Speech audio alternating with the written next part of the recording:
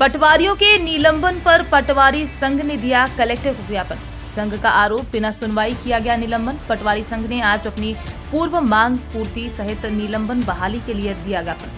पटवारी संघ के जिला अध्यक्ष मनोज परिहार ने बताया, हमने पटवारियों के निलंबन पर आपत्ति जताते हुए बहाली की मांग की। कलेक्टर आशीष सिंह ने बताया, निलंबन के बाद विभागीय जांच होती है, उसमें सारी स्थिति स्पष्ट हो जाएगी।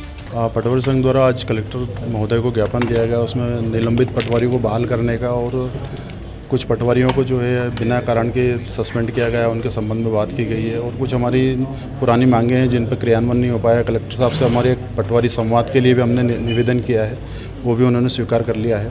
तो एक पटवारी संवाद होगा जिसके अंतर्गत सारे तहसीलदार और एसडीएम साहब और हमारे पटवारी रहेंगे।